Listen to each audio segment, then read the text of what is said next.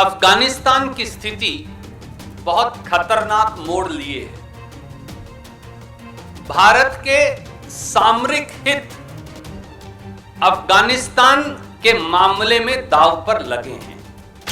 जब अफगानिस्तान की सरकार यकायक गिर गई है और तालिबान ने टेक ओवर कर लिया है, तो हम भारत की सरकार से एक मैच्योर राजनीतिक, रणनीतिक और डिप्लोमेटिक रिस्पॉन्स की अपेक्षा करते हैं। पूरा देश और दुनिया जानते हैं कि तालिबान और पाकिस्तान से चलने वाले हक्कानी नेटवर्क के तार भारत विरोधी उग्रवादी संगठनों से जुड़े हैं। जब अफगानिस्तान का पूरा गवर्नमेंट एपरेटस गिर गया है और तालिबान का कब्जा हो गया है, भारत सरकार का मौन धारण करना भारत के हितों के अनुकूल नहीं है, प्रतिकूल है।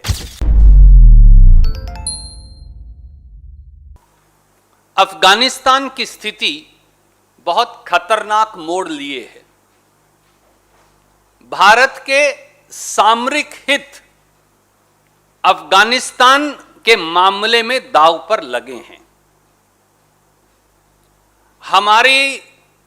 हमारे राजदूतों, हमारे नागरिकों की सुरक्षा और उनकी सेफ्टी सब का सब दांव पर लगा है।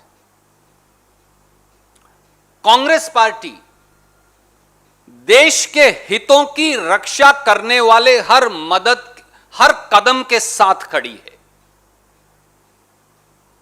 पर आज के इस खतरनाक हालात में जब अफगानिस्तान की सरकार यकायक गिर गई है और तालिबान ने टेक ओवर कर लिया है, तो हम भारत की सरकार से एक मैच्योर राजनीतिक, रणनीतिक और डिप्लोमेटिक रिस्पॉन्स की अपेक्षा करते हैं।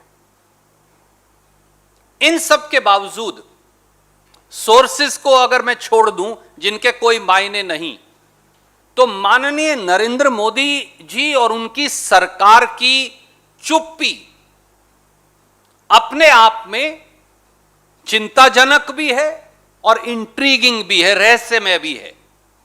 मोदी सरकार द्वारा हमारे नागरिकों, हमारे राजदूतों को वापस लाने बारे कोई प्लान ना बनाना, ना लागू करना अपने आप में सरकार की जिम्मेवारी में सख्त कोताही का ज्वलंत उदाहरण है।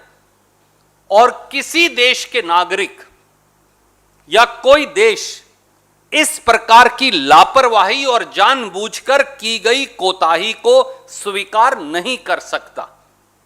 पूरा देश और दुनिया जानते हैं कि तालिबान और पाकिस्तान से चलने वाले हक्कानी नेटवर्क के तार भारत विरोधी उग्रवादी संगठनों से जुड़े हैं। वो चाहे आईएसआई के पिट्ठू, पाकिस्तान की आईएसआई के पिट्ठू जैशे मोहम्मद हो, लश्कर ए तोयबा हो, जमात उद दवा हो या अन्य उग्रवादी संगठन हो जो पाकिस्तान की सरजमी से पाकिस्तान के संरक्षण में भारत विरोधी उग्रवादी एक्टिविटीज करते हैं और हमारी सेनाओं और हमारे नागरिकों पर लगातार हमला करते हैं। ऐसे में मोदी सरकार की संपूर्ण चुप्पी और लापरवाही और ज्यादा चिंताजनक है, देश की सुरक्षा और देश के सामरिक हितों को देखते हुए। प्रधानमंत्री और देश के विदेश मंत्री को सामने आना चाहिए और सामने आकर देश को विश्वास में लेकर बताना चाहिए कि किस प्रकार से हमारी एम्बेसीज में राजदूत और पर्सोनेल और हमारे सब नागरिक किस प्रकार से सुरक्षित वापस आएंगे और अफगानिस्तान के साथ हमारी भविष्य की रिलेशनशिप और रणनीति क्या होगी, देश ये जानना चाहता है। इस पूरे माहौल में जब अफगानिस्तान का पूरा गवर्नमेंट एपरेटस गिर गया है और तालिबान का कब्जा हो गया है, भारत सरकार का मौन धारण करना भारत के हितों के अनुकूल नहीं है, प्रतिकूल है। इसलिए हमारा भारत सरकार से, देश के प्रधानमंत्री माननीय नरेंद्र मोदी जी से अनुरोध है कि चुप्पी तोड़िए, निद्रा से जागिए, सोर्स बेस्ड प्लांट स्टोरी से बचिए, सामने आइए और बताइए कि भारतीय नागरिकों, भारतीय एम्बेसीज, भारतीय एसेट्स की सुरक्षा के लिए और उनकी सुरक्षित देश वापसी के लिए आपकी क्या नीति है और कब तक आप उन्हें वापस ले आएंगे। और जब इस प्रकार की खतरनाक स्थिति हमारे पड़ोस में अफगानिस्तान में उत्पन्न हो गई है, तो हमारी फ्यूचर रिलेशनशिप कैसे आप निर्णय करेंगे, निर्धारित करेंगे, इस बारे में विपक्ष को भी, देश को भी जवाब चाहिए और उन्हें विश्वास में लीजिए। हम उम्मीद करते हैं कि प्रधानमंत्री जी जो आज तक चुप हैं, मोदी सरकार जो आज तक चुप है, अब अपना मौन तोड़ेगी और देश के सामरिक हितों की सुरक्षा के लिए, क्योंकि इनका सीधा सीधा असर हमारी सीमा, खासतौर से जम्मू कश्मीर पर पड़ता है, इसलिए देश के सामरिक हितों की रक्षा के लिए क्या कारगर कदम उठाए जाएंगे, इस बारे चर्चा करके देश को विश्वास में लेगी। कोई प्रश्न आप पूछना चाहें पहले इस विषय पर, और फिर कई विषयों पर, मुझे पता है एक और विषय पर आपके कई फोन आ चुके हैं, तो I will be happy to take your questions one by one, first on this then on any other. आदरणीय मित्र, यही हमारा कहना है। अगर आप देखें तो भारत सरकार ने यूपीए के समय से लगातार ये कोशिश की कि अफगानिस्तान में प्रजातंत्र की बहाली हो, अफगानिस्तान में महिलाओं हों या पुरुष, उनको प्रजातांत्रिक आजादी कायम रहे, प्रेस की आजादी कायम रहे और बुलेट नहीं बैलेट से अफगानिस्तान का शासन चले। यह सबसे महत्वपूर्ण हमारी पॉलिसी रही है और वो पॉलिसी मोदी सरकार ने भी उसका अनुकरण किया।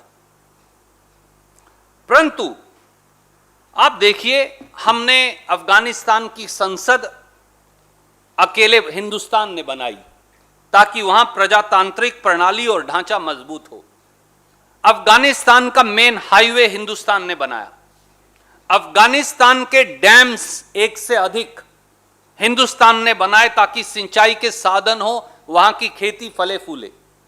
500 से अधिक प्रोजेक्ट 3 बिलियन अमेरिकी डॉलर से हमने वहां बनाए ताकि प्रजातांत्रिक ढांचा मजबूत हो।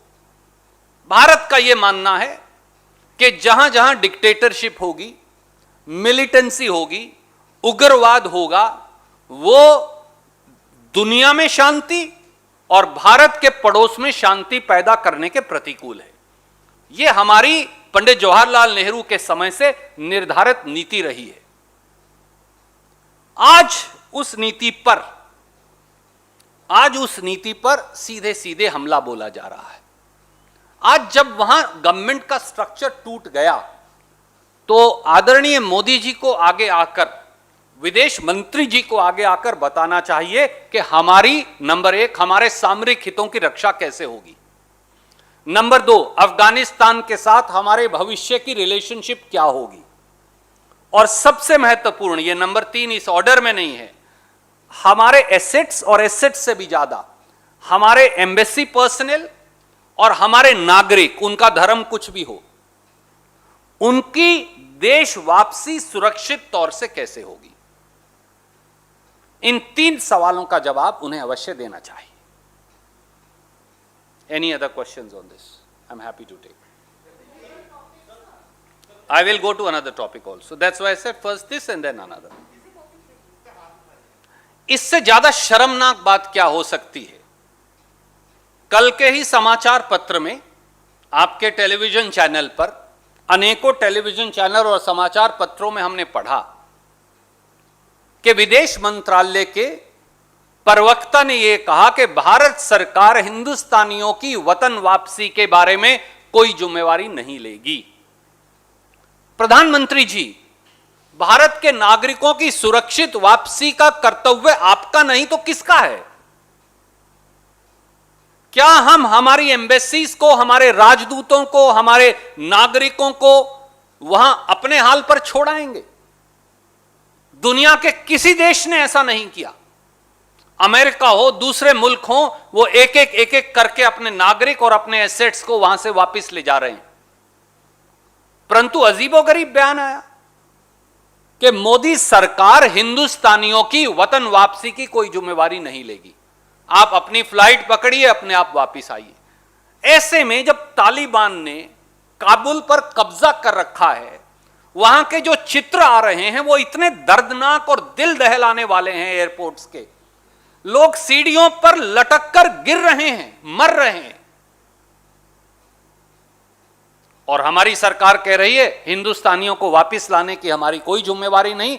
मैं हाथ जोड़कर विनम्रता से एक देश के नागरिक के तौर पर भी और एक भारतीय राष्ट्रीय कांग्रेस के कार्यकर्ता के तौर पर अनुरोध करता हूं, प्रधानमंत्री जी अभी भी वक्त है, चेत जाइए, जाग जाइए और हिंदुस्तानियों को वतन वापसी सुरक्षित तौर से लेकर आइए और भविष्य की रणनीति क्या है इसको लेकर देश को विश्वास में लीजिए।